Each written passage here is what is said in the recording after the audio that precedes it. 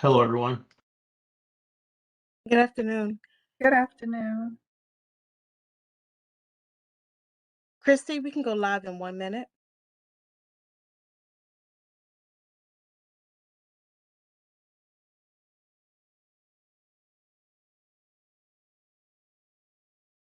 Bill, that's a nice background back there. Not the garage day. I'm in Florida, so and, unfortunately, I'm in Florida. Not leaving the apartment. I bet. I was supposed to be in Missouri starting Sunday, and yes, I'm going to be stuck at my parents', and I'm not leaving the house. I went and looked at a office building today, but no one's been in there in 2 years, so I felt safe.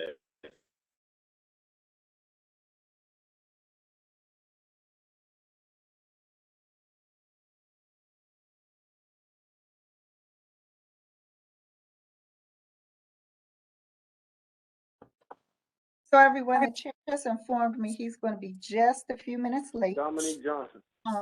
About join the meeting. He'll be joining us in just a few minutes. So I just wanted to make you all aware of that. Just hold tight. Thanks. Okay.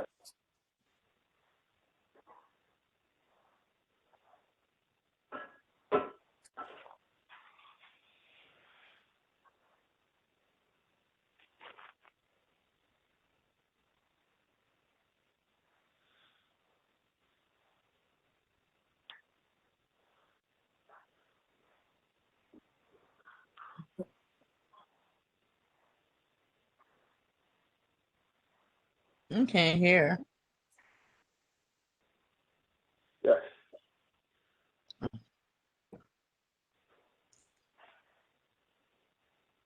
Just everyone on the line, we haven't started just yet. We're waiting for the chair to get settled. He should be on in about 2 minutes. Thank you for your patience. Okay. You can go ahead and mute if you're not speaking. Thanks.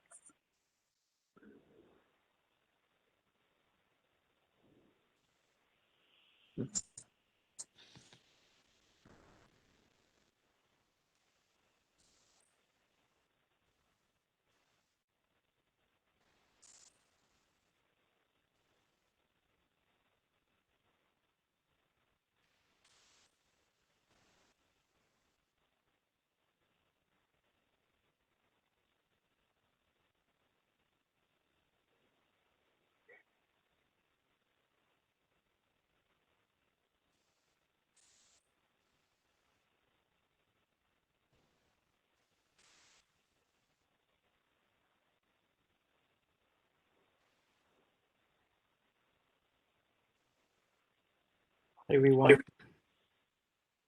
Yes. Hello, Mr. Chair. Hi, Miss Lethea. How are you? Great, thank you. All right. So, do we have everyone on? We're still waiting for a few more to join, but we do have a quorum as of now. If you would like to go ahead and open the meeting. Well, let's give. How many more are we waiting on? We're still waiting for Commissioner Betsy Reeder. I see Jose Ortiz has just joined, and Commissioner Van Gossary. So you have all but 2 right now. All right. All right, so let's open the meeting. A good afternoon, everyone. My name is Neil Albert. I am the chair of the board of the DC Housing Authority. This is an emergency board meeting of the authority being held today, August 4th. This meeting is being held via WebEx. I'm just going to again encourage people, if you're not speaking, to please ensure that you place your devices on mute. I want to thank you in advance for that. Today's agenda is an emergency agenda, and we've invited members of the public to sign up and speak. And so we'll also have the opportunity, I'll have the opportunity to do so. I want to remind folks that while others are speaking, just going to kindly ask you to respect them by remaining silent during their presentation. So at this time, I'm going to ask our secretary to determine a quorum. Thank you. Commissioner Council, Here. thank you. Commissioner Hoffman, Here. thank you. Commissioner Strickland, Here. thank you. Commissioner Slover, Present. thank you. Commissioner Bussey Reeder, Commissioner Ortiz Goud, Here. thank you. Commissioner Talaferro, Commissioner Talaferro, Here. thank you. Commissioner Falchecchio, Here. thank you. Commissioner Van Gossery, Chairman Albert, Present. thank you. We have 8 commissioners present. You have a quorum. Great. So we have one main piece of resolution here today, which is Resolution 2112, which would authorize the submission of a RAD portfolio award for phase 1 of Kenilworth Courts. As is our custom, we do invite members of the public to bring testimony on, or comments rather, on the resolution. We have a number of people that have signed up for that. Again, as is our custom, if you're a resident, we give you 5 minutes to speak. If you're non-resident, 3 minutes. First on our list is Corliss Laurie.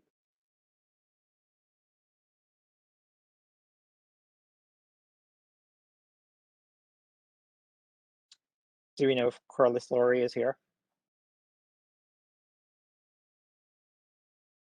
All right, moving right ahead. Adrian Herbert.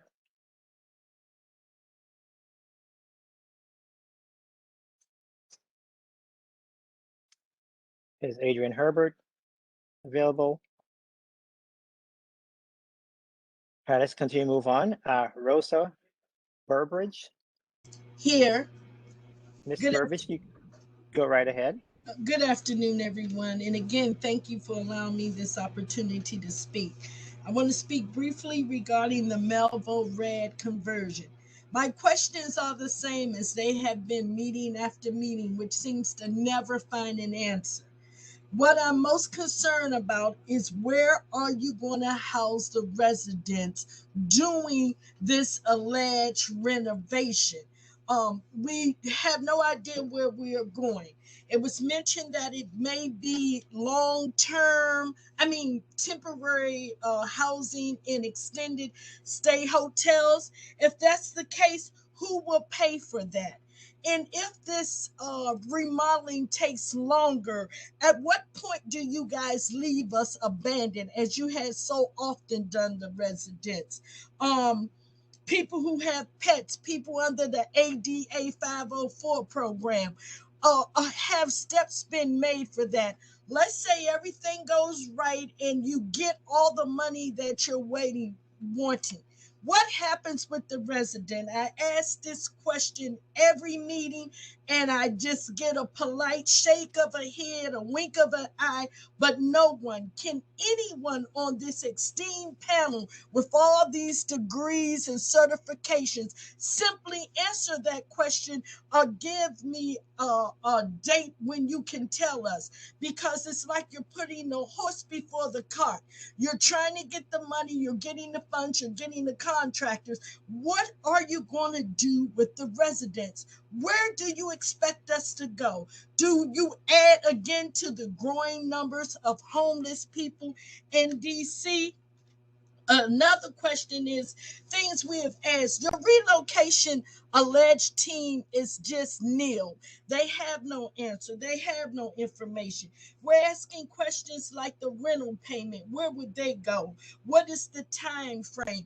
My main concern is the resident, because I am a resident. I don't care about your logistics, your due diligence. I leave that in your capable expert hands. But can anyone tell us when, where, and how? And when will you let us know? Will you just plan to everything is approved and 30 days before throw us out? Thank you. Ms. Burbidge, thanks for the questions. I'm going to ask our Executive Director, Ms. Donald, to respond to you briefly. Yes, thank you, Ms. Burbidge, and for others, Burbidge, I'm sorry, and for others who have the same question. This was raised last time, and as you pointed out, I'm sure many times before, we have built into the planning process for Melville, which will be in a later meeting, but a specific timeline to have the relocation planning process, and that is November of this year. Our plans are to have Melville closed by the end of this year, December or January, and I have asked the team to develop relocation plans, options in November, and then we will be discussing them and then coming out and meeting with the residents. Of course, as you know, a lot of it will be on a case-by-case basis. So there's not a one size fits all. So I'm asking for all available options. I think all of the issues that you raised in terms of the authority's responsibility for relocation assistance will be covered in that plan. So that is scheduled for November for us to come back with recommendations and to meet with residents regarding the relocation plans for each of the sites. Thank you, Ms. Donald. So I suspect that other folks will have similar questions. So what I will do is just have everyone testify and then have you respond at the end if you're fine with that. Yes, of course. All right. So next up is Yvette Hester.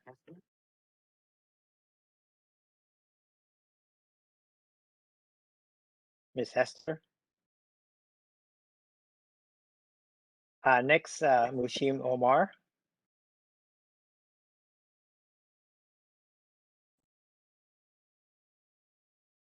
Mushim Omar. Bo is on. All right, let's move to a few non-residents. Amy Galati. Yes, good afternoon. I'm here. Amy, you have 3 minutes. Welcome. Okay, thank you. Good afternoon, commissioners. My name is Amy Galatly, and I'm a supervising attorney at Bread for the City, which has been the legal representative for the resident council at Kenilworth Courts since 2014. I'm testifying today about the proposed resolution 2112, and we have concerns that the resolution ignores 3 very specific promises that DCHA has previously made to the residents but not yet followed through with. The first of those promises was from 2016, when then Director Adrian Todman drafted a commitment letter to the tenants. The second is from 2017, when the DC Zoning Commission issued an order that had specific instructions about what housing had to do. And the third was from 2019, this board's own resolution 1925. So I'll just go back through those 3 in a little more detail. The first one was back when DCHA was trying to get the PUD they needed to redevelop this property. On September 7th, 2016, Adrian Todman wrote a commitment letter to the Kenilworth Resident Council, and she made a lot of promises about the residents' rights, including their right to return and what the screening process would entail. That letter specifically said that DCHA was agreeing to memorialize those and other commitments prior to closing on the first phase of the Kenilworth redevelopment. And it seems that that's what stage we're at now. We're approaching closing on the first phase, but we haven't gotten any of those promises memorialized in writing like Adrian Todman said we should. The number 2 issue was the Zoning Commission order that was issued in January 2017. The Zoning Commission said again that DCHA had to finalize a written tenant selection and screening plan that would bar the establishment of minimum work requirements, criminal background requirements, credit or drug screening requirements that are more stringent than current DCHA policy. We have not seen any written tenant selection plan yet.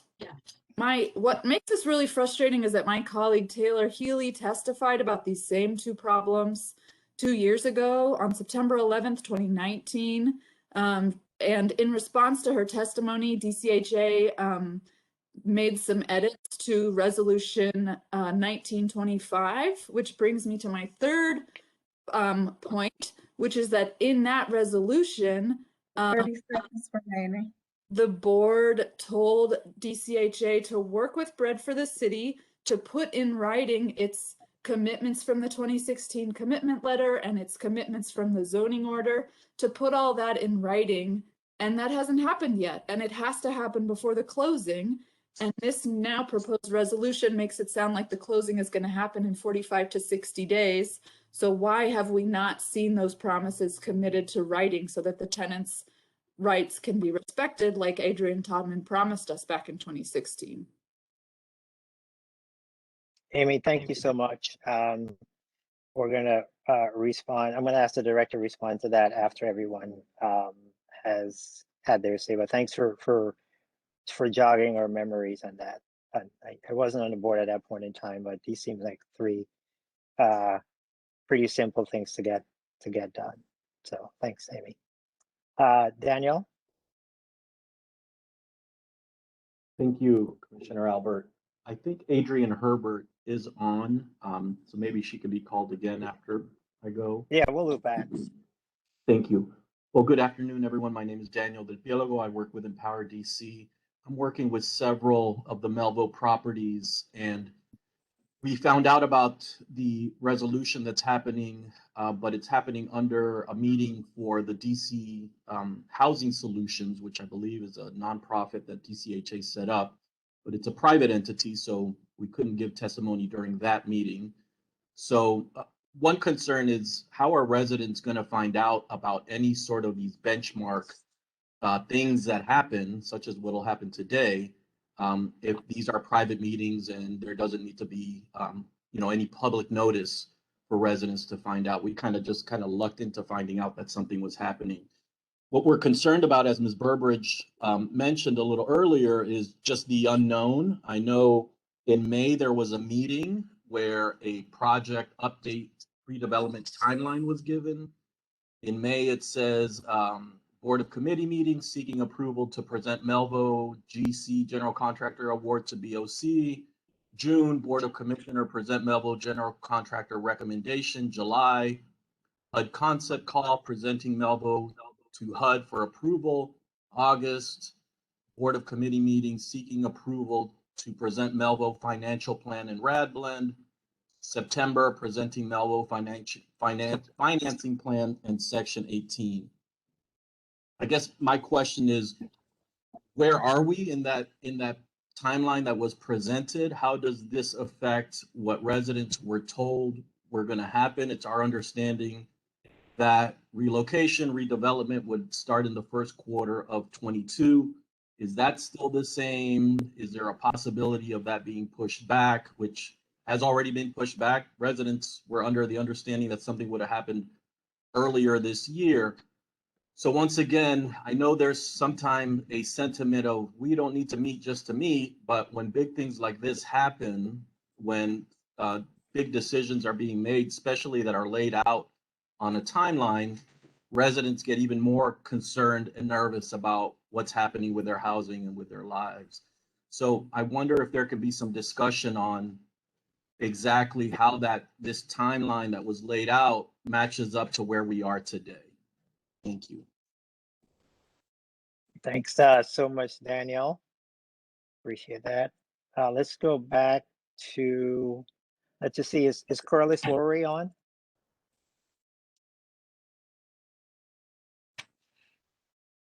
Adrian Herbert?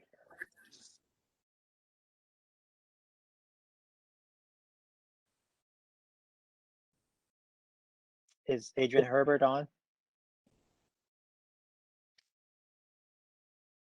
She had just texted me saying she needed the number, so I don't know if she's still trying to get on.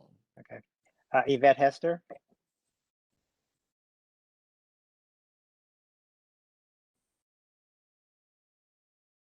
Mushin Omar? We'll get back to that. So Brenda, you've heard the litany of questions. I'm going to give you an opportunity to respond. Great, thank you, Mr. Chairman. I'm going to ask the General Counsel to respond to the issues raised by Ms. Galati. Am I pronouncing correctly? Thank you. And I know that there's been some initial response to at least one of the issues raised, but that's pretty detailed. So I do want to go to Daniel's point first, or Daniel's question.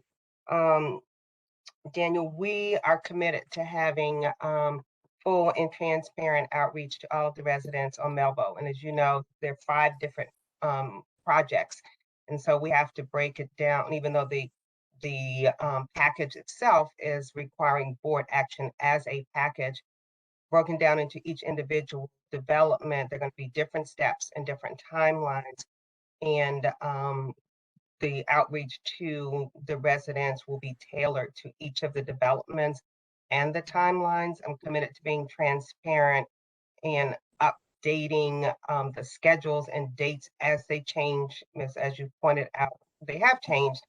And we have to do a better job of that. But we're going to do that development by development and resident by resident. So I'm happy to circle back to you. And, you know, we've had several meetings on other topics, which is how you found out about this, to be clear, and certainly to the board about all of our outreach efforts, the relocation plans, and making sure that everyone is aware every step along the way as things move forward and before it gets to, you know, well in advance, so that people can plan and can raise questions, and we can make adjustments that meet the needs of our residents.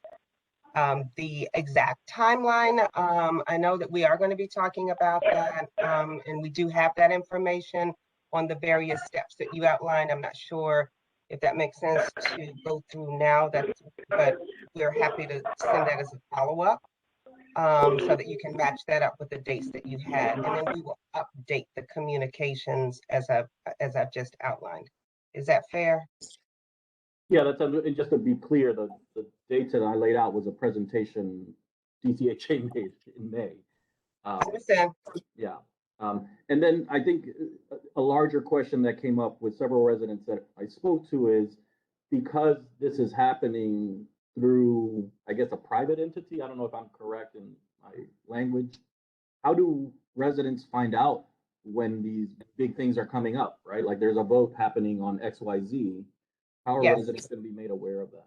I am committed to laying everything out. As I said, development by development, we will make sure that all of the dates, whether there are actions that are occurring that are outside of the public board meeting, but that are actions that are pertinent to the particular development, is what I understand you want to make sure, and that residents want to make sure that we're informing them of, and we will do that.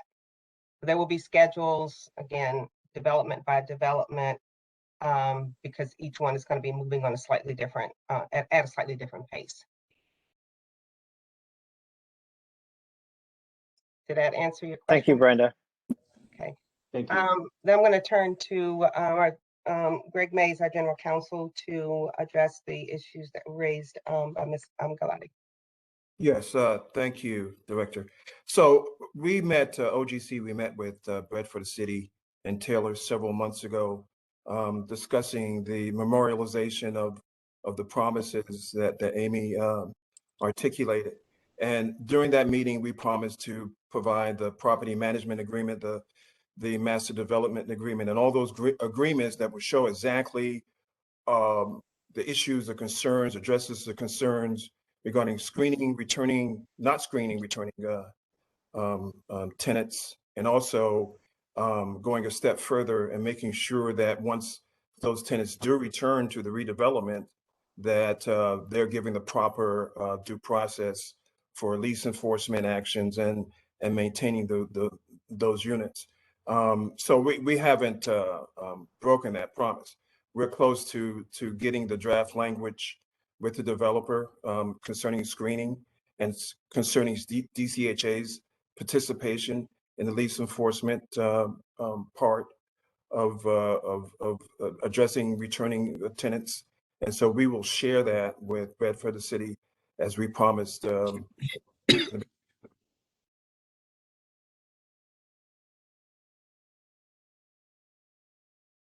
I'm not sure if Mr. Mays has frozen, but I do have a follow-up question.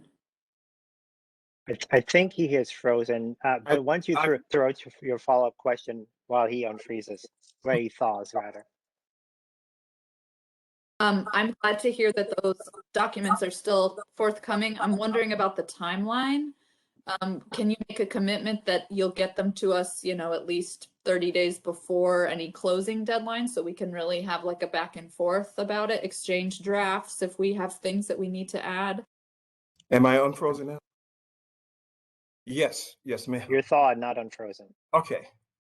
Yes, ma'am. That's our intent. And just as we promised, we'll get that information, we'll get that draft to you so that we can have a discussion. Great. Thanks so much. And again, thanks, Amy, for refreshing our memories on this. I'm gonna, I so I guess- know, I'm sorry, just how will we know, like this resolution says the closing is 45 to 60 days away. So like, how will we know when that date actually is so that we know if we've gotten the documents in time? so let me try. Okay, Chairman, you can speak, but we're not closing. We're not closing without your participation with these documents. So Amy, let me just, the short answer is if you don't get a response soon, please reach out to Director Donald, who is known for being responsive, among other things, obviously. And so she will drive the ball on this. Okay, thank you. Thank you so much. I know, Bill, you said point. Does that mean you wanted to make a point, or you're acknowledging a point that was made? I'm not turning on my video because I'm having issues with my internet, I think, because I'm seeing a lot of frozen people. So I apologize for that. My point really is that, you know, I had an opportunity to go back and look at the minutes from Resolution 1925 after I spoke with Amy. And I talked to Director Donald about this, and I'm just being as open and candid as possible. I mean, this is just an example of we need to be better and get people information without them having to reach out to us, and really be responsive to the promises that we make. And it just seems time and time and time again, we get to these situations. We are the elected captain, make promises. That's not me. I don't think. And I just want to put a pin in this conversation because I talked a long time with Amy before this, like Director Donald, and you guys spoke. I know you talked to Mr. Mays. It just seems like there's a lot of required outreach to close the loop on promises that we make. And these promises were made 2 years ago. And so I can understand her concern. I can understand her concern as this document says we're going to close in 30 to 45 days. And they don't have the documents and they haven't seen anything to be comfortable with and to have opportunity to opine on. And so what can we do to make it we just have these continued fire drills. And so I guess I would ask you, Director Donald, I know you're a process person and you have a great track record on that. And so hopefully that's one of the things you can bring to us in your role here, is just avoiding these conversations, because I get tired of them, to be honest with you. And I'm sure we're all tired of them. So that's the point I was trying to make. And on the other point was, could we assure the Melville residents that there will be no cost to them? I heard someone say, well, if you have to stay in a hotel, who's going to pay for that? I just want to make sure everybody knows that they're not paying for it, correct? That's correct. All right. Just want to put that out there because I didn't hear that answer. I just want to make sure that that's answered, that they will not be paying for any costs associated with relocation. That is correct. That is our responsibility. And with regards to this other issue, you know, can you keep the board informed? I just don't want Amy to have to continue to chase these documents from us. I mean, what can we do? No, I agree, Commissioner. Yep. Sorry. Yeah. No, I agree. Your point is well taken. And I think part of what I need to do is just to go back and unearth various agreements, at least related to specific developments. And, you know, it is my goal to certainly meet all commitments and to be proactive in communicating, keeping people updated.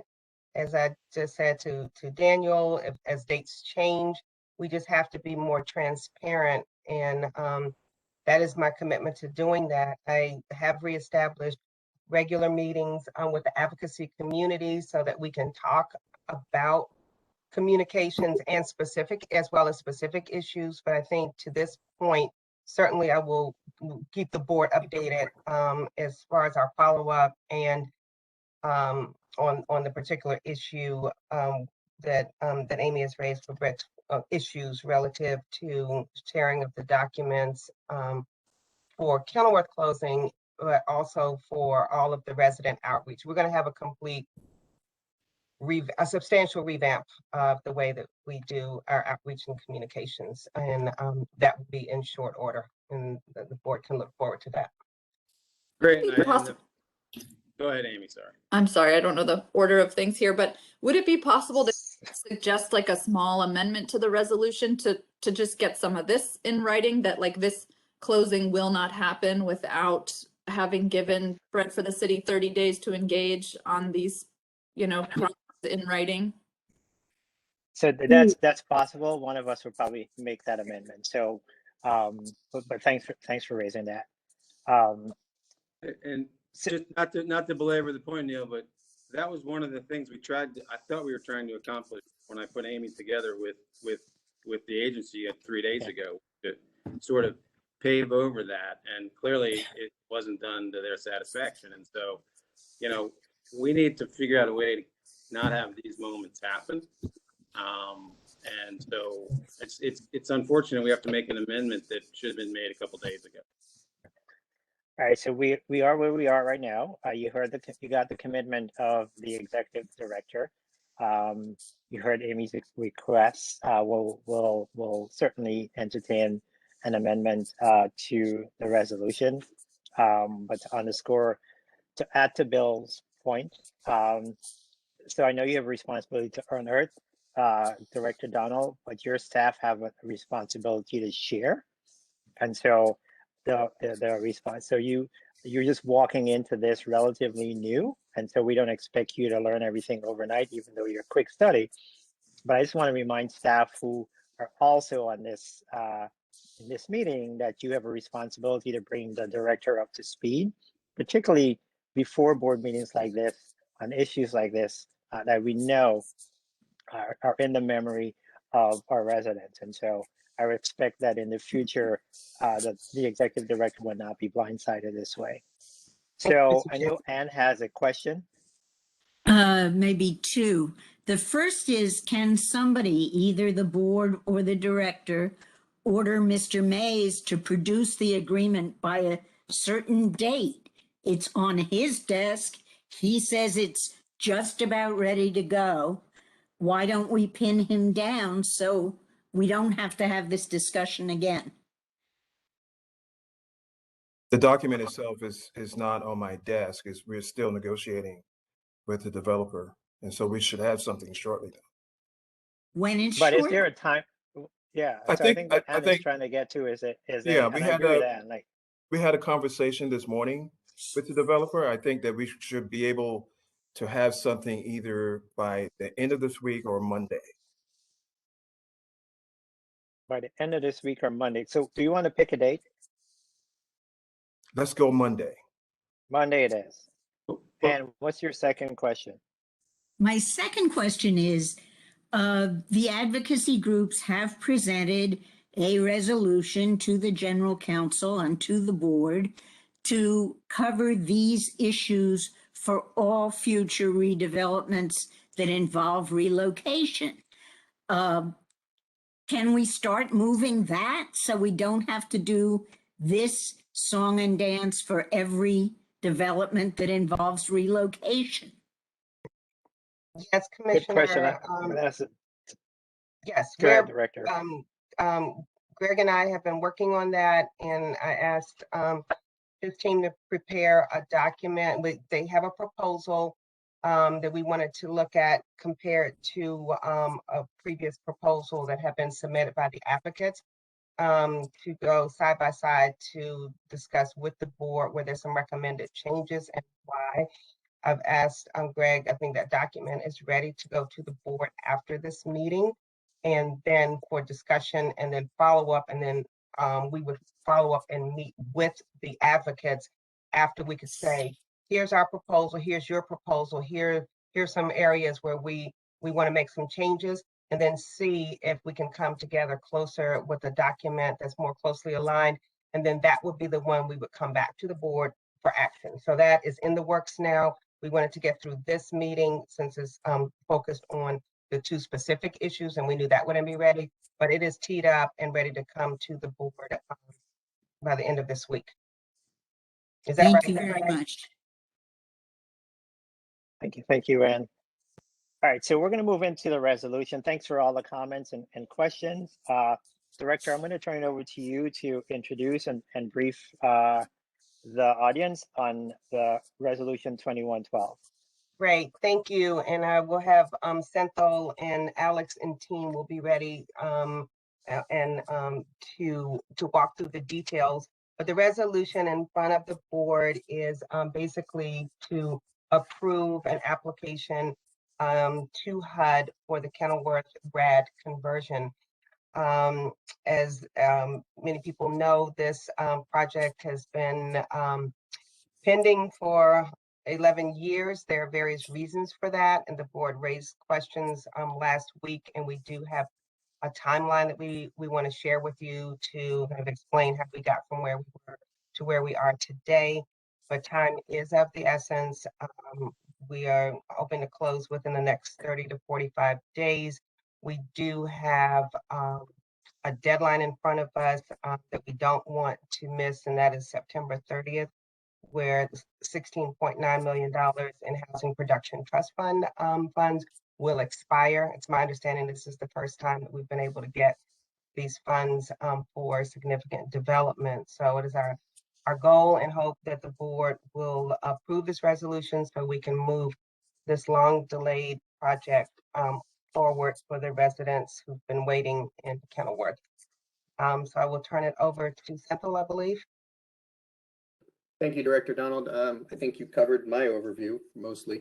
The only point that I would add is that we'd be, going to HUD to request this RAD portfolio award utilizing their Faircloth to RAD initiative, in which we'd be converting ACC to RAD. Andre, I believe, has us, the way we've framed the presentation is like to address the questions that came from the board previously, primarily around timeline, and then we can address any other questions that may occur. So at the chair's discretion, we could either run through more of it, or if we just address the questions from the previous briefing. Well, I think for the benefit of folks on this call who are not board members, I think giving an overview would be helpful, but also as you give the overview, if you can respond to the questions raised, either both by board members and by community members. Sure. Great, and Andre, I Thank think the way we set up the slide deck, even though it has the responses to the questions up front, that still will be useful because it is the timeline, it's the history, and I think that will give the overall context and it can go into the meat of the project. Great. So I'll hand it off to Andre at this stage.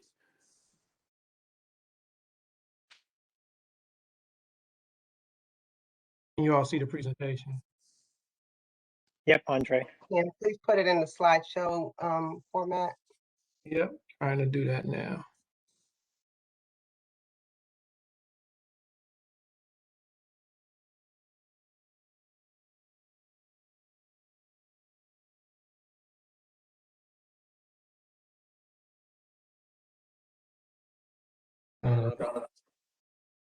Yeah, but I need to speak to you for a couple of minutes. I don't have any time. Why, you related to the person? My mother. All right. We want to show you this. Please mute your timeline. devices if you're not speaking. Thank you so much. All right. We wanted to show you this timeline just to give you a sense of the project and how we got from point A to point B. So back in 2012 is when we actually received a choice planning award for the project, and that's when we really began a lot of the planning and hands-on work with the residents. We hired a master developer, the Michaels Development Company, as well as the Warrington Group in 2013. And with them, we applied for a choice implementation grant. We did that in 2013 as well as 2014. Although we were a finalist in 2014, in 2013, we weren't awarded in either of those years. We also thought, what other ways can we get this project funded? RAD was a new tool offered by HUD. We applied for a RAD award. At that time, the RAD program was new.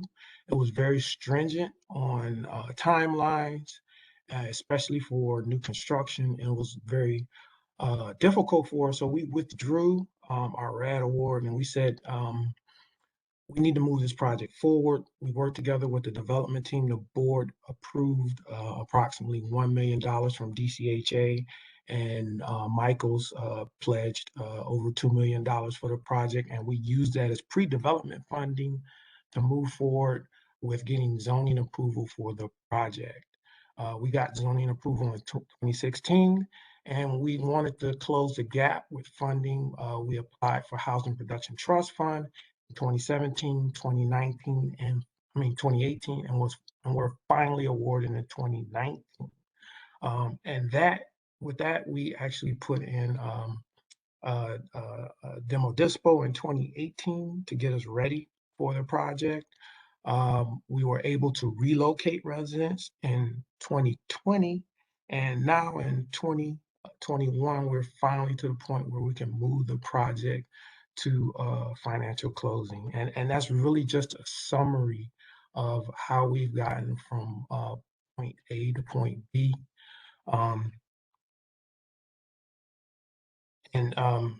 These next slides really are just a summary of what I just went over in the timeline.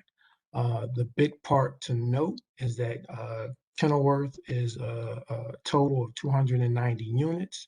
This project was thought to be redeveloped in 3 phases. The first phase of redevelopment is a total of 166 units to be redeveloped.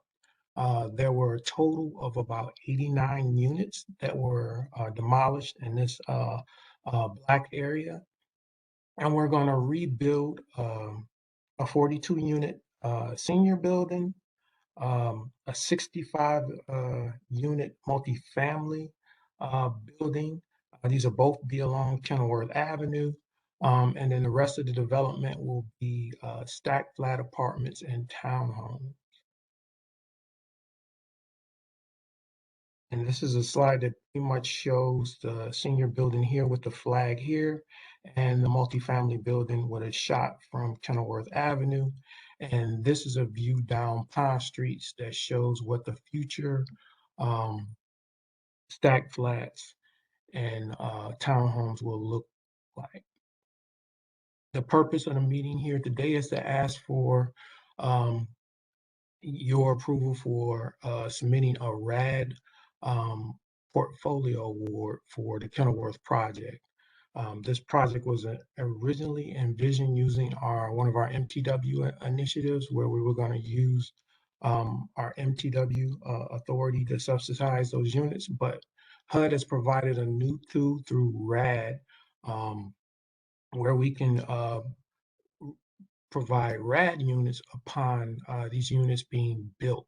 And this authority to RAD these units will allow us, after these units have a certificate of occupancy, to move them to a RAD closing. And what that does is allow us to support the debt on the property, as well as an opportunity to put the units on a solid footing by being able to put a HAP contract on the property as well.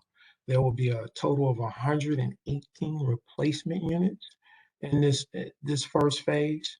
And there's a total of 166 units. The other balance of those units, 48 units, will be low income housing tax credit units. So the entire first phase of redevelopment will be all affordable. Were there any other specific questions for from the commissioners? I want to focus on your question. Yeah, we do have a question from Anne, and we do have a question from Ken. Anne, why don't you go first? Yeah. My first question is, you've told us how much time it took you to get from there to here. What you haven't said is why it took so long. Why is there only one step ever taken in a year? Why are we sitting around waiting for somebody else to do something? I don't see that in any of your documents. So the first slide that I had with the timeline, it pretty much told the story of what our plan was at that time. When that plan didn't work, we had to shift to another funding source. If we shifted from RAD to Housing Production Trust, it takes a lot to put together sources and uses for our affordable projects, and we use all the tools that are available to us. I still don't understand. I still frankly wonder, if we approve the closing, what happens next? How many more years before you really get this thing up and running? This project has to move forward. We have Housing Production Trust Fund funds that expire in September. We have to use those funds in order for this project to move forward. Well, you can't use them between this month and next month, right? That's the fiscal year that they were obligated. So they have to be obligated before the end of this fiscal year. And So the in council has September- already signed off on this project, but those funds have to be obligated for this project to move forward. September of 2020 or September of 2019? The fiscal year ends in September 30th. This Of year 2020. Project has to close before September 30th. of 2021. Correct. Okay, thanks for giving us enough time to really consider it.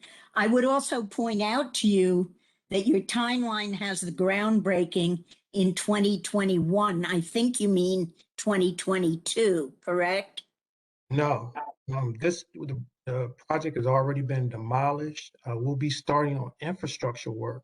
GenPad has provided $4 million in grant funds to the housing authority that we're loaning into the project. So we've already spent money on this project. It's already in motion. This is just that next step. Okay, so how are you going to stay on some timeline going forward that doesn't mean one step a year?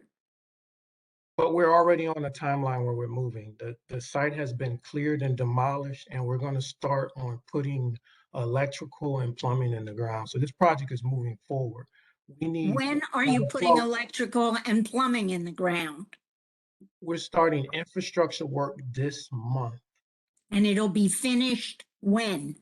It's going to take some time to do that work, but this is just the horizontal work. The closing is for vertical construction. Could you give Anne sort of a broad timeline? It's not like she's going to take you to the woodshed if you didn't meet exact dates. When we would actually start vertical construction, it would be prior to the end of this year. I think we could begin actually putting in foundations prior to the end of this year. Before you finish the infrastructure? They can be, infrastructure work is, you can have some done during the front end as well as the back end of the project. The important part is you get any infrastructure work that you need that's going under the slabs or foundation. And when do you anticipate being finished with that part of the infrastructure work? Prior to the end of this year. this calendar year. This calendar year, correct. Okay, that's a good beginning. The so is there a groundbreaking, or is that just a word? There will be a groundbreaking. As soon as we can finalize when the closing will be, we'll be planning the groundbreaking. Okay, so the odds are it will be 2022. I expect the groundbreaking this year. Yeah, okay. The other question I have a few. One is on the drawing of phase one. You have rear yards and individual parking behind units on one group of townhomes. Is that on all of the townhomes or just that one group? There's parking in the rear for the stacked flat apartments as well as the townhomes. For the stacked flat apartments, they'll have shared parking area. What's shared parking area? Enough space for 2 cars. Okay, and that's backyard as opposed to street parking? Yes, the multifamily building actually has what we call tuck under parking. I'm not exactly sure how many spaces I can get that for you, but there are spaces for the multifamily building. And how about the senior building? There will be some on-street parking. No underbuilding, nothing more convenient for seniors who are in wheelchairs or walkers or anything? There is a plaza area for drop-off or van drop-off, but for individual cars, it would be for street parking. And again, it's just 42 units in that senior building. Yeah. Now, how many people altogether have been moved out of Kenilworth? So the first phase was a total of 89 units. There were approximately 49 families that had to be relocated. What about parts 2 and 3? Nobody Those- lived there? They're still on site. We're doing this project in phases. So there's Okay. still people in phases 2 and 3 that live on site. Okay. And have you any estimate whatsoever of when you're going to finish phase 2 or phase 3? Right now, our focus has just been on phase 1. However, the PUD that we currently have, we only have an extension until the end of next year to submit for our permit drawing. For what? I'm sorry. Permit drawings for phase 2. We have an extension to the end of next year to submit permit drawings. So we have to move forward with planning for that project. Okay. The other thing that bothered me, I'm sorry. I'm trying to make my computer behave. I'm looking at the Kenilworth 166 partnership structure, which looks like the most complicated chessboard I have ever seen. And I'm wondering if I am a resident or I'm an advocate for a resident, how on earth do I know where to look to protect my rights? That lies with the property manager. The property manager, that's why the property management agreement is an important agreement. And within this structure, Commissioner, the one point that I would add is that, you know, we, DCHA is a partner in the, I see Andre's back and he can help explain, but I believe we're a 30% partner in this deal, and the other 70% is made up of the development entity. So DCHA is also a partner in the deal. Okay, so when the property manager does not do what the resident or the resident's representative thinks should be done, where next? So that's what I'm sorry, who's that? No, go. Okay. So that's the scenario that we have. We have due process for tenants, the grievance process for tenants. And so we have the process where if there's a complaint or issue with the tenant's unit, there's a direct pathway to get it resolved. From the property manager to whom? To the property manager, which will hopefully be with DCHA as well. So it would be with that process. If there's an issue that requires fair hearing or fair hearing request, that's another avenue. There are various avenues that tenants can take up in order to get their issues addressed. So they don't have to worry about these 8 entities that are described on this partnership structure. No, they That's don't correct. really. I mean, the entity structure is for our lending and for our investors and for our investments, and this is how typically how public housing authority transactions are done. But it's not for anyone to identify any particular target if they wanted to have their basic residential issues addressed. So Anne, it may be worth, and I know for me, I don't know for you, sort of getting a better understanding of these sort of atypical structures, because I understand where your question is going.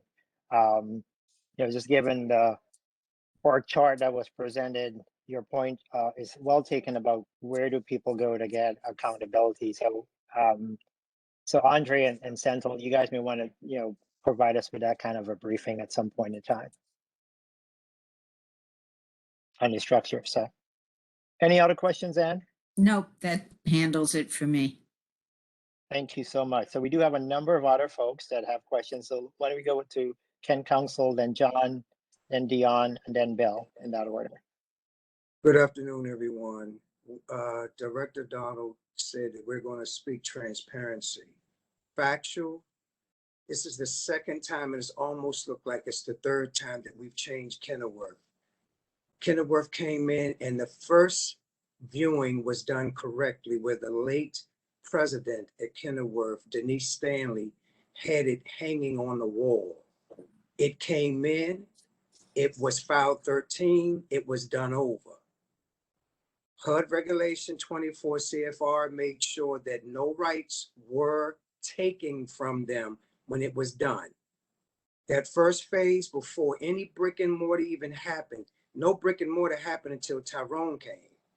There was a 1-for-1, and half of the 1-for-1 was put down in Metro Town. That's not spoken on. If we're going to be honest and transparent, have it and add it in the minutes and the real history of what has happened to Kenilworth. It's almost like it's being changed 3 times. The structure, the senior building was in the back, where it was more serene, where the seniors could sit out and enjoy a more cleaner air than the seniors would put in the front. It was something, I believe, with the ANC over there did not like the structure of something that was on top of the senior building. They even asked again what you asked, Commissioner Hoffman, about the senior building having underground parking because of ADA. And if I'm not mistaken, I believe that was the start where that will only be the senior building, not a senior building / disabled. It will only be for seniors, period. That was the very first model we started. And I'm gonna be honest, the Melville piece, maybe I slept, maybe I was sleeping. I don't remember Kenilworth being added in that, because Kenilworth is large enough than all of those 5 to be a part of it.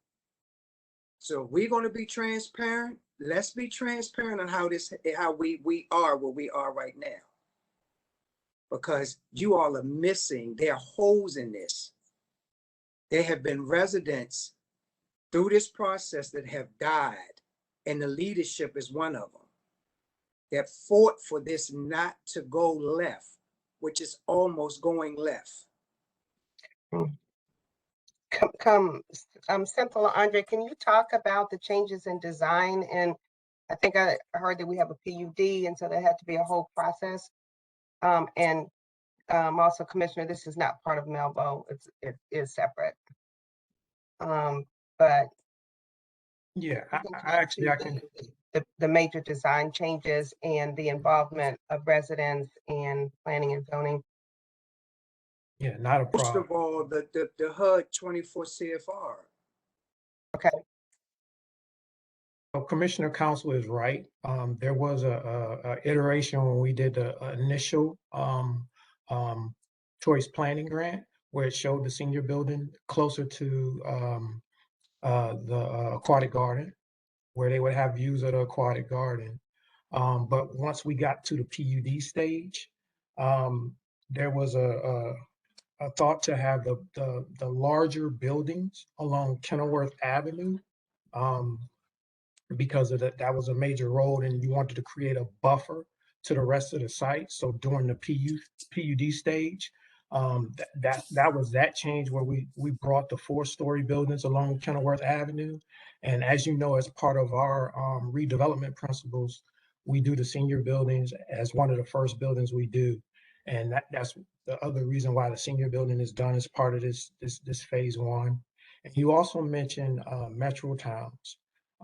At one point, we were going to have a phase 1 offsite project near where Metro Towns was built.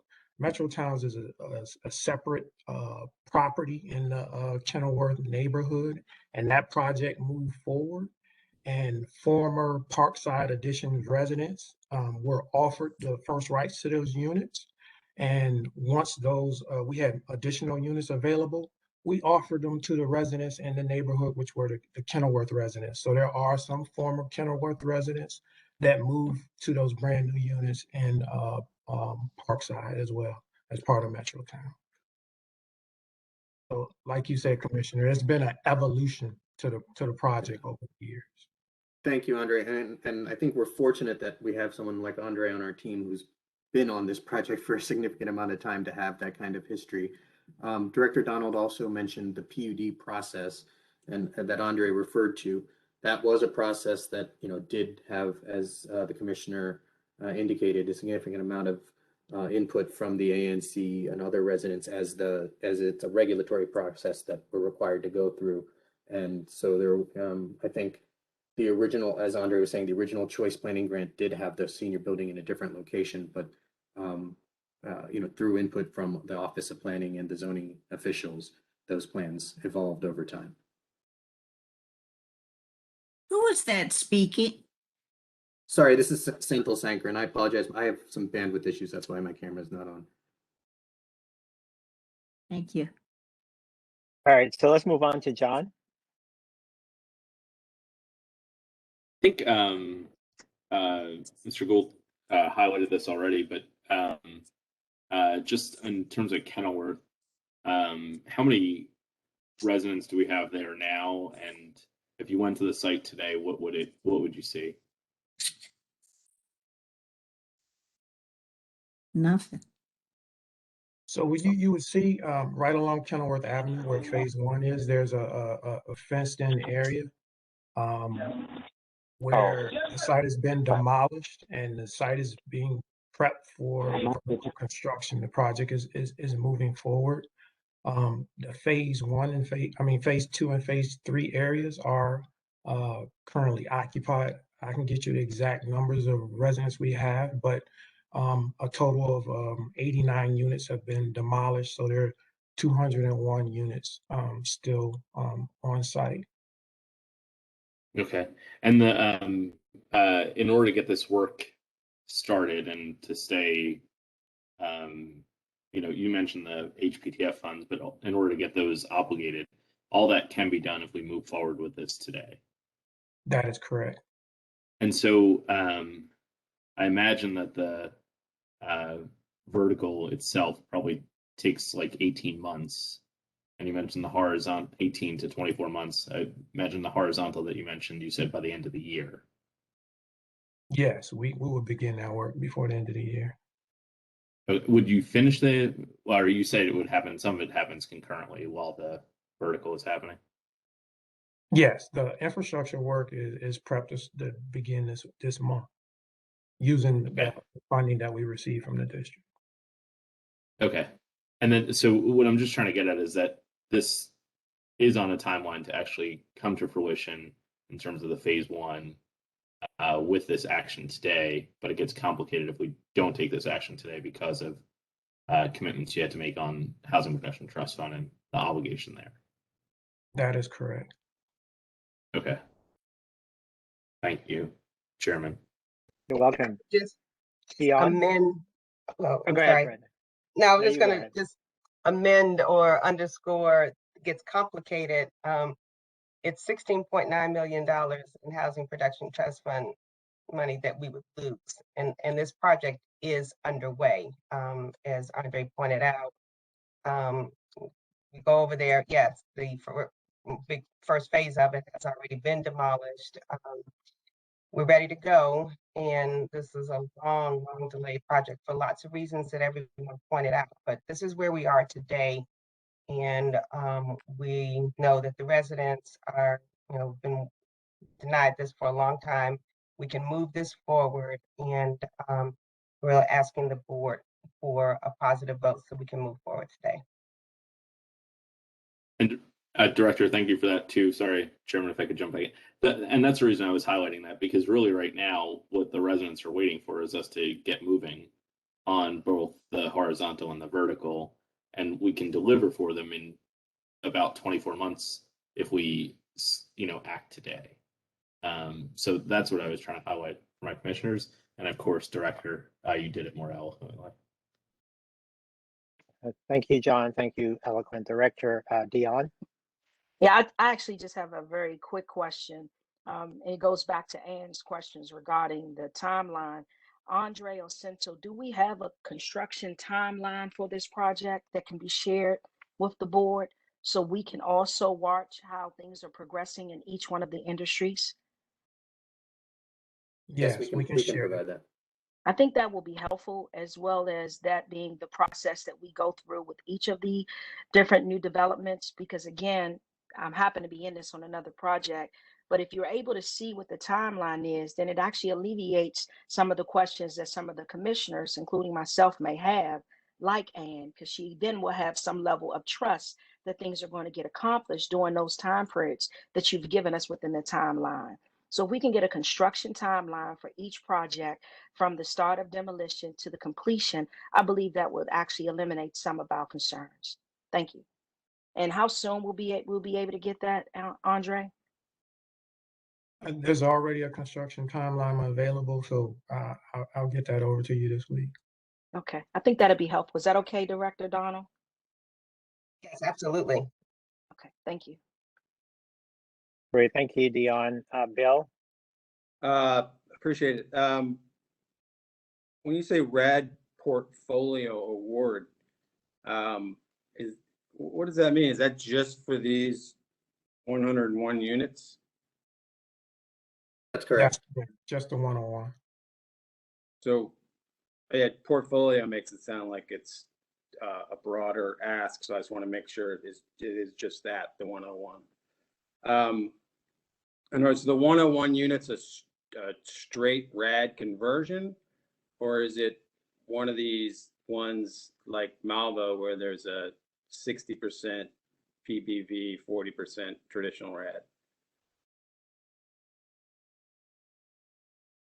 Because of the timing of this project, it has to be straight RAD. It can't be a 60-40 Section 18 blend, because those units have already been demolished. So these are new units brought in as ACC and then converted to RAD. So, okay, so it's not eligible for that enhanced rent program. That's correct. Okay. You have a total cost of $84 million for what looks like 166 units. Is that correct? Yes. So that's 507,000 plus or minus per unit. Including soft costs, yes. Yes. Well, like total development costs, right? Yes. So do we have a pro forma that supports that kind of debt? We do. So you're asking for us to give you the financial closing. And so I thought I'd asked last week and maybe I wasn't specific enough. But I didn't see it this morning. I did get the pro forma for the Melville, but we didn't do one for this one. I mean, you didn't provide one for us? So I think just to clarify, at this stage where, the project has already been approved by the board, and, in order to move towards closing, the only piece we're asking for now is the portfolio award for utilizing HUD's new program for Faircloth to RAD, meaning, being able to utilize the ACC, convert the ACC to the RAD subsidy. So I'm sorry. I understand that part. There's a bunch of numbers sitting right here in this resolution, and I want to understand if the actual pro forma supports what is seemingly a large amount of debt. And if, particularly if it's a traditional RAD conversion, the rents aren't quite as high. And isn't resolution 2102, are we doing that later?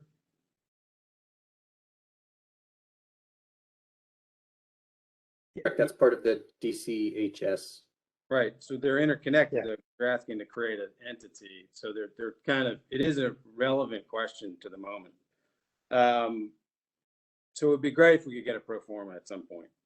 And then I just want to hit on something I hit on last week, which was sort of in 2012, what was the assumption when the developer won the deal? Who was going to bring what resources to the tape to bear to get to the 30-70 split? So the initial RFP included them working with us to get a choice implementation grant. So that was the source of gap funding. So $300,000? No, that was just a planning grant that we received prior to developer selection. And you didn't get that grant, correct? No, we received a planning grant for $300,000. But you were denied the HUD choice implementation grant. That is correct. And Michaels and the Warrington Group were our partners as part of that application. And since that didn't happen, we continued on with them. That's correct. But we didn't have any understanding of why there was a 30-70 split. In other words, traditionally when you do a deal, someone says, well, I'm going to bring this and you're going to bring that. And as a result, I'm going to get this and you're going to get that. We weren't at that level of understanding. So in all of our partnerships, Commissioner, there is where the developer is helping secure the financing that's necessary for the project. So as this project has pivoted multiple times, they have been in a critical role in that as well. And in terms of the submissions of the applications for both a housing production trust funding, but then also now poised to close with the tax credit investor and lender. And so we're not putting up a guarantee on this, correct? That's correct. But resolution 2102 indicates that we are, maybe it's just cut and paste language, but it says something about a required guarantee from Capital Housing Partners. So is that that shouldn't be in there, or? I think you're reading from, is that from the memo where it explains Capital Housing? From the resolution. It's from the resolution. Okay, I have to check that language, but we're not providing guarantees. Okay. So all these questions are really to get to Commissioner Hoffman's point, which is, when we do these multi-finance deals, I've always wondered why we can't own the public housing units at the end of the process. And when we created the subsidiary to take on the personal guarantee and the risk, and now that we're doing a RAD conversion, we're doing all these other non-traditional public housing things. Why is it that at the end of the day, given how much we're bringing to the deal, we're getting nothing for our land? We're participatory, obviously, in getting all of these government subsidies. There's only a $21 million first mortgage from the private market. And yet at the end of the day, we don't own our public housing units.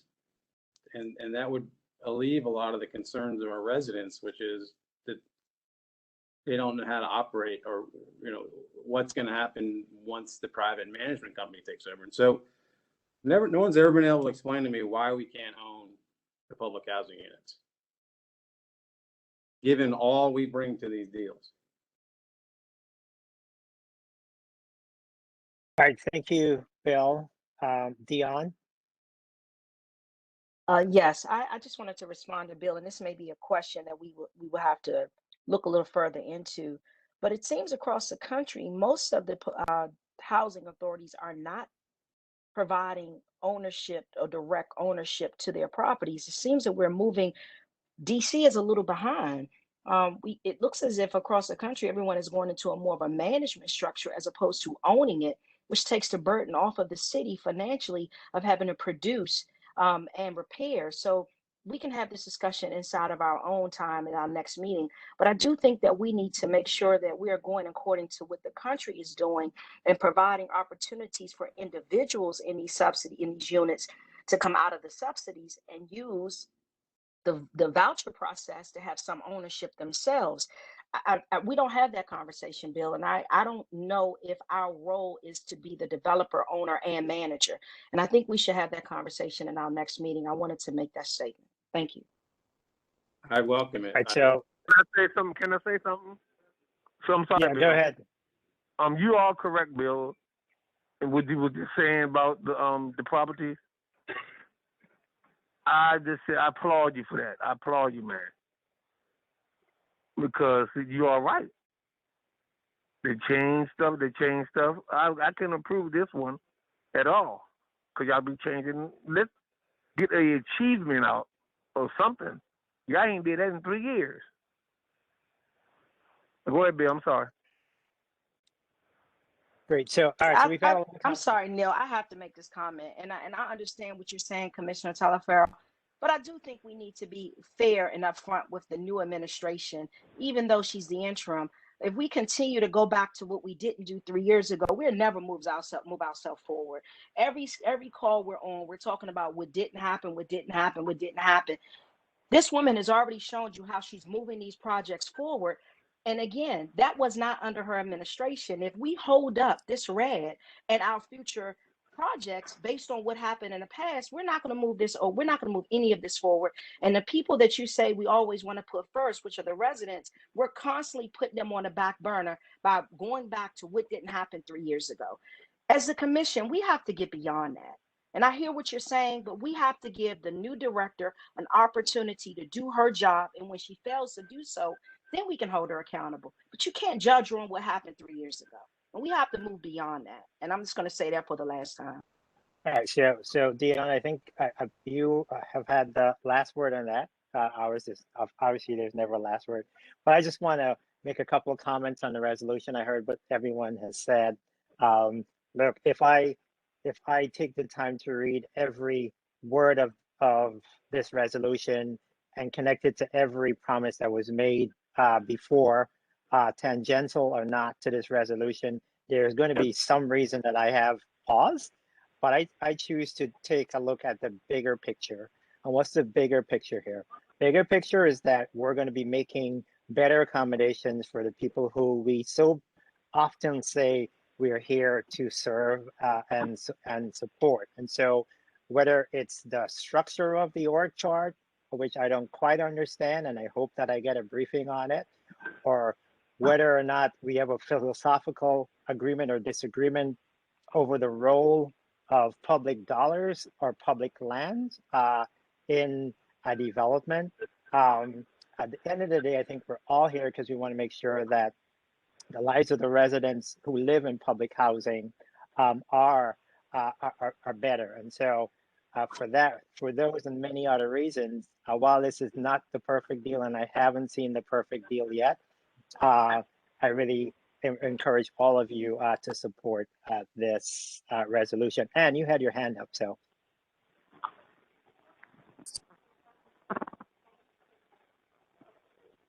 Hey, you're still on mute. Sorry.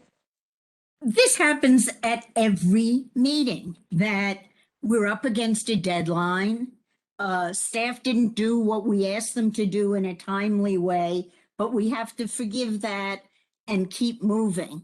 The residents wanted the senior building on the back of the property.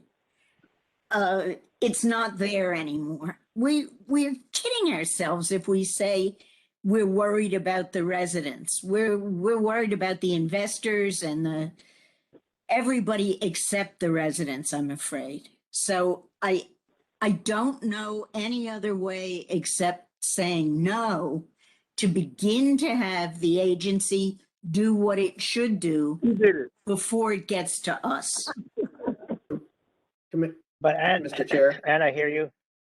No, hold on a second, Senthil, and I have to strongly disagree with you. We had a maybe 2-3 hour session. I don't know how long it was specifically on this. Did it cover everything that we needed to cover? Perhaps not. Did we ask all the questions that we should have asked? Perhaps not. But there's certainly been a marked change in the agency's response to our requests for information, particularly timely information. We're having a conversation about it at this time. Also, where questions are being answered, I would stipulate that if we discuss this for the next 6 months, there are more questions that will come up, and it's at some point in time we have to say. We have to move on. Obviously, it's your decision to make as to whether or not you vote to approve this resolution. But I just want the public to know that Brenda and her team did provide a briefing to the board where many questions were answered. There was some follow-up asked for. Some of that follow-up was provided. I'm not sure all of it was provided, but I feel confident that they heard our requests to be more collaborative, more interactive, and the way they share information with us. So I would encourage us to support this resolution.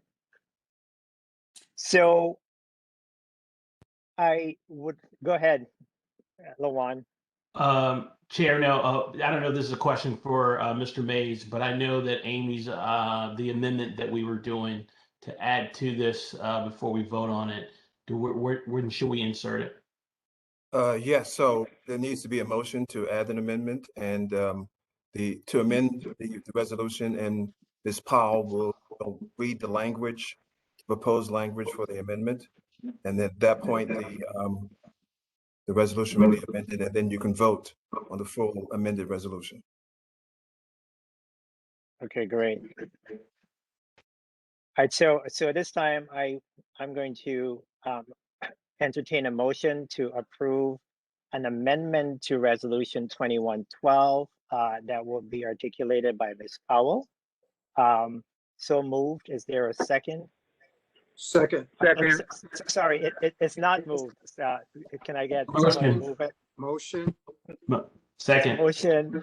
It's seconded. Ms. Powell, can you read the amendment to the resolution? Yes. Am I off mute? Yes. Okay. 1 second.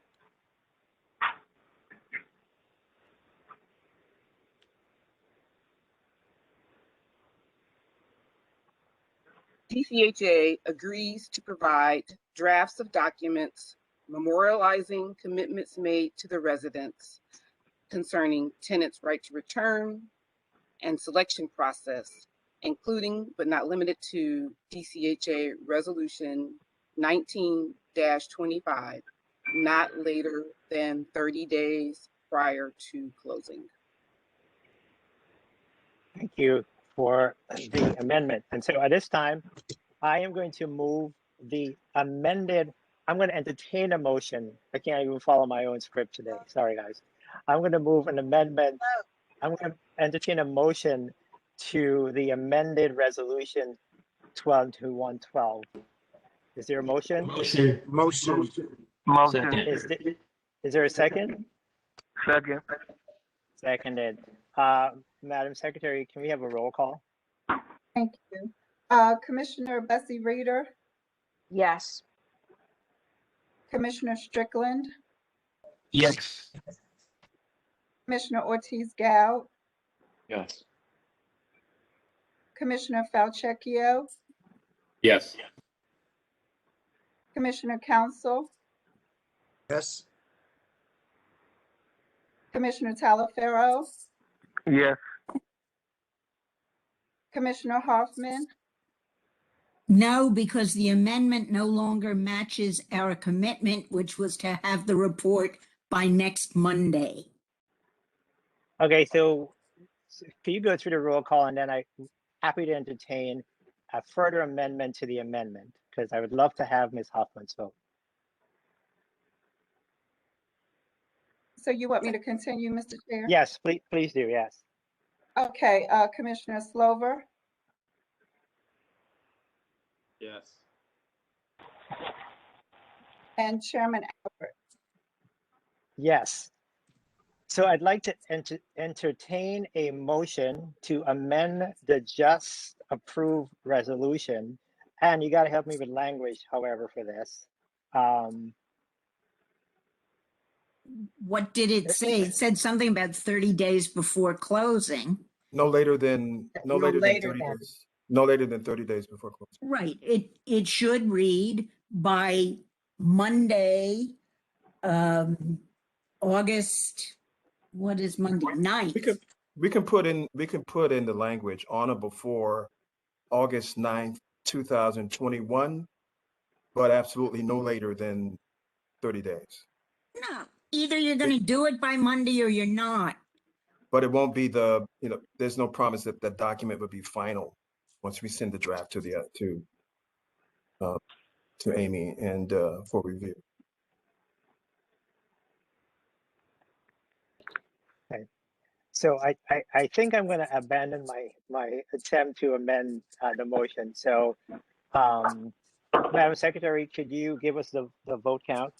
Yes, it's 8 yes and 1 no. The resolution is approved as amended. Thank you. Thank you so much, commissioners, for your support of this resolution.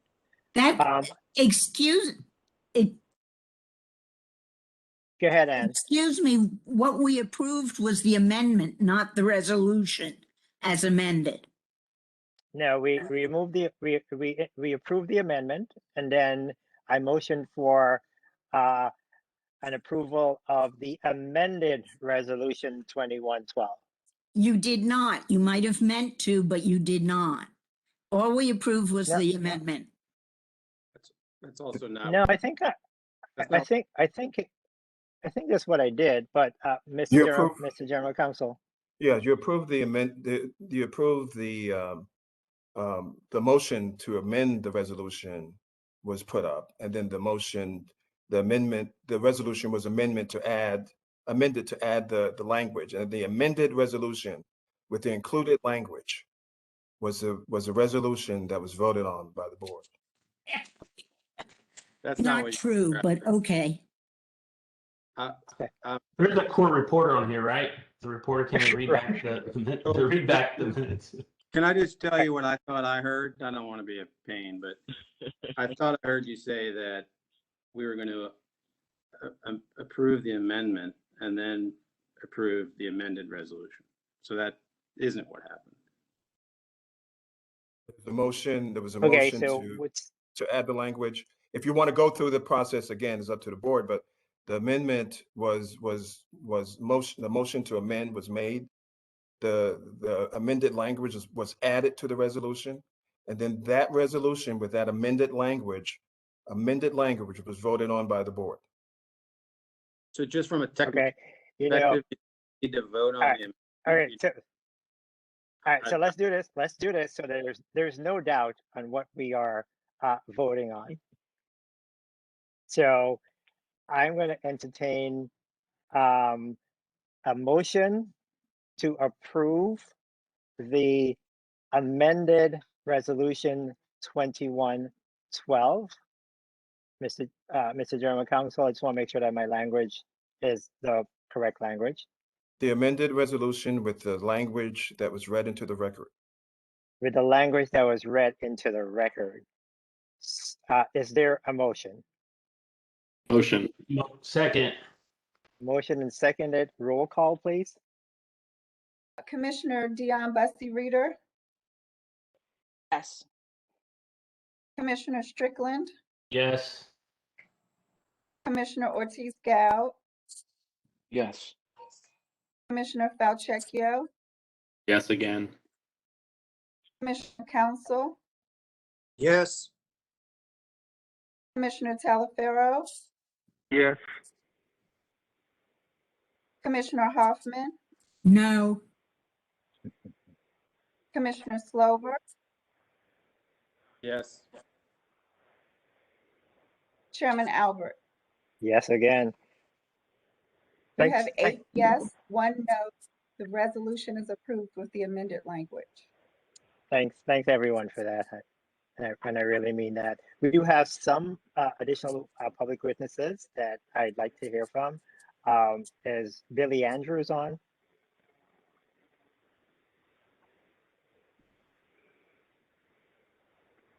Is Adrian Beasley on?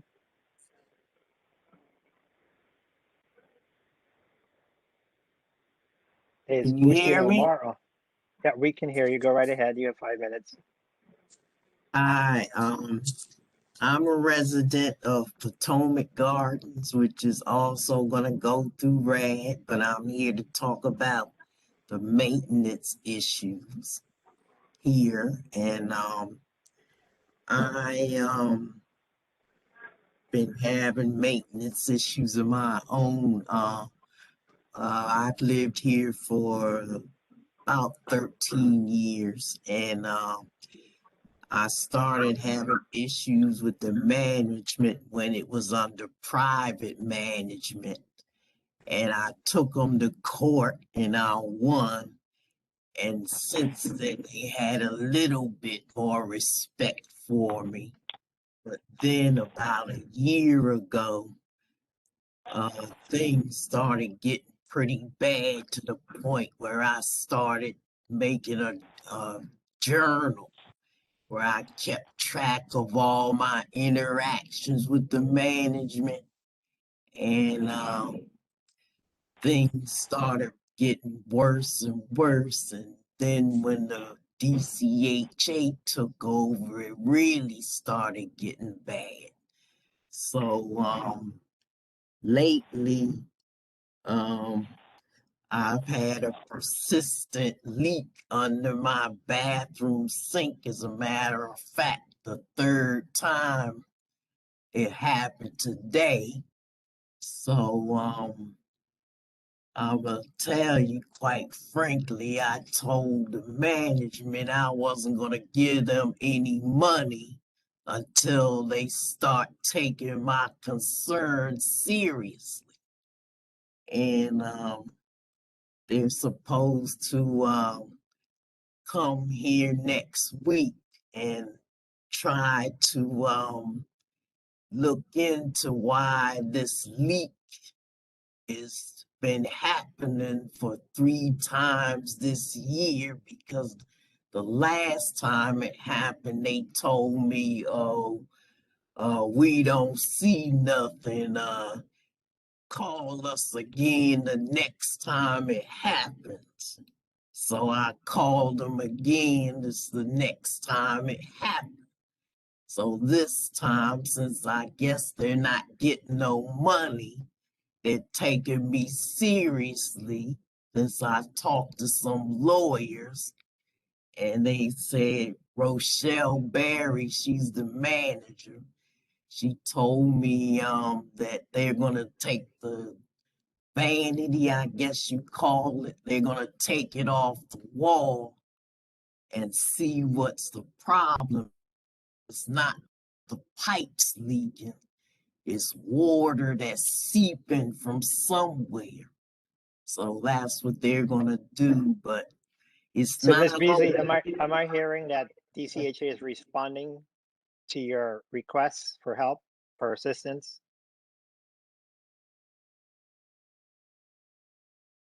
I think we just lost Ms. Beasley.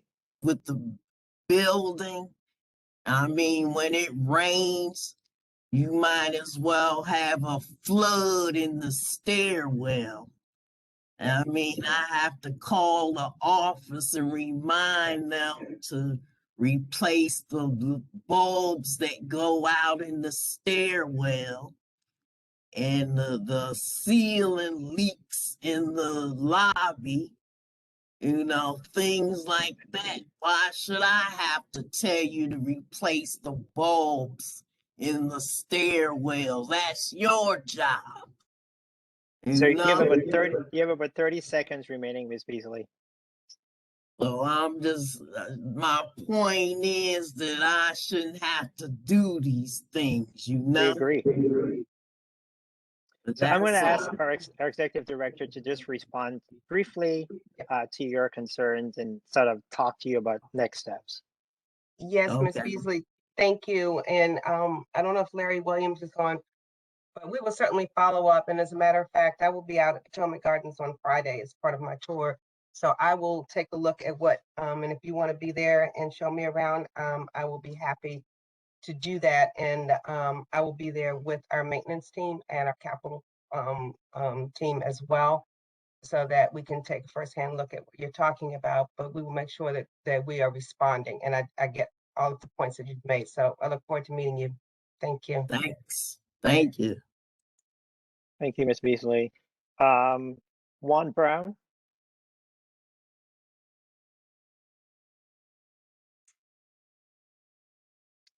Kenneth Murphy.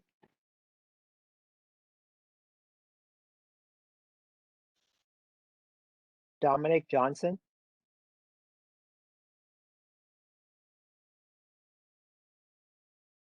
Ann Ford.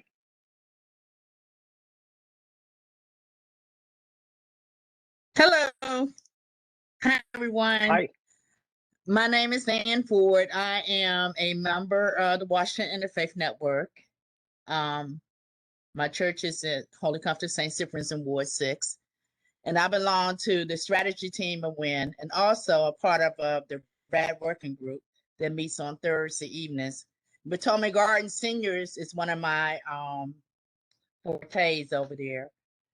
And I joined on to support the seniors over there. Miss Donalds, I know you from helping us closing down the shelter at DC General. So I sat at the table with you. Mr. Albert, I know you from Fenty. And y'all brought your entourage down to Potomac Gardens. So I have a long history at Potomac Gardens. But when I was invited there recently, the conditions there are horrific. I mean, have you ever seen bees swarm? Roaches were swarming together like in a pool. It made me sick to watch it. And they're complaining of the air conditioner filters haven't been changed in 2 years, grease clog and plumbing, the trash chutes, environmental history with water damages from the ceiling, cockroaches and rodents running through their apartments. Our seniors deserve a little better than that. Even though they're getting ready to go through RAD, I still feel like this is urgent and they should have some decent living there at Potomac Gardens in the senior building. They even complain about the elevator being filthy. So when they said that you were there, Miss Donalds, I knew that something would be done. And Mr. Chairman, I knew something would be done. So that's why I'm on here to support the seniors there at Potomac Gardens so they can be heard. The people before that you call their names, they probably couldn't get on the phone. So I'm just their backup support system and still working with them there. So that's why I came on the call today to ask for some urgent help for the seniors. Okay? And you're going to take care of that. Thanks for bringing this to our attention. I am pretty sure Miss Donald will be taking care of that. Exactly. We'll be reaching out to meet with WIN is on my list as well. Okay, thank you. Thank you. Great. Hello? Well, thanks. Hello? Hello? Yes. Yes. Oh, Hello? yes, Mr. Murphy. Yeah, I was Mr. trying Murphy? to get in early, but he called the name, but I didn't know how to get in because he went past my name. Well, Mr. Murphy, you're in. Go right ahead. Yes, my name is Kenneth Murphy. I'm a resident at Potomac Garden Senior Building, and I live there, and I'm just trying to know. I was trying to apply for the position for the president because I'm there in this building all the time. I see what's going on, and I need to help my residents out, my seniors, because in fact, it seems like everything go past the seniors building. I don't know what is going on with Potomac Garden, but it's like everything go right past us.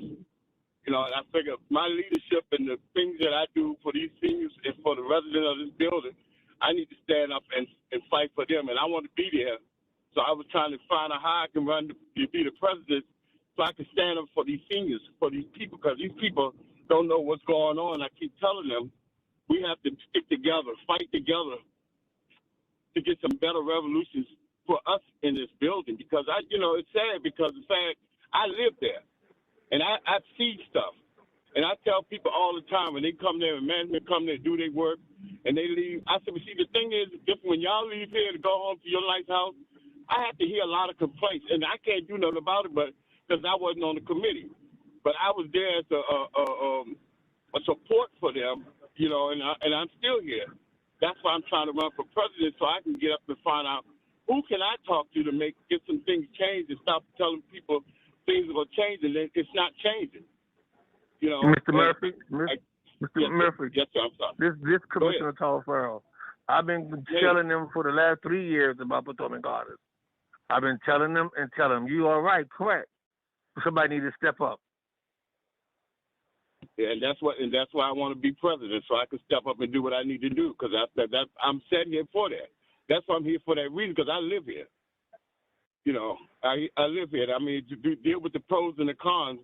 I don't know who's got to do what and who's supposed to do what. All I know is we need to get some leadership in our building so we can stand up for ourselves. I can stand up for them and speak for them. That's all I'm saying. I just, want to be able to voice my opinion because I hear the cry when people don't get the service they need when they say they need something. I say, if you got a house, You still there? I'm here. Yeah, we can Hello? hear you. Oh, okay. Okay, yeah, I'm sorry. I'm a little bit disturbed right there because, I've heard a lot of stuff since I was on the phone about Kenilworth and all that, the developers and, and it's amazing that, things are so different now. People take over with so much power, but they forget about the little people, and I love these seniors. I love them. You know what I mean? And a lot of them are falling off the mat because they're not getting the service, you're not getting the teaching we need. Ms. Murphy, you have about 30 seconds if you want to bring it home. We appreciate your service to the seniors and to the community. And again, you should probably make an appointment and meet with Ms. Walker, Ms. Donald rather. I'm pretty sure she's going to get me after for this. But she's been very receptive to residents' concerns. So I would encourage you at least to try and get an audience with her. Mr. Albert. Yes. I've been talking about Potomac Garden for years. Now I'm a little upset because where are we going with this? Because it's been saying, and nobody doing nothing. Doing nothing. Exactly. Ain't doing nothing. And I don't appreciate it. People telling me we're going to get it done, we're going to get this done, and they lie in my face.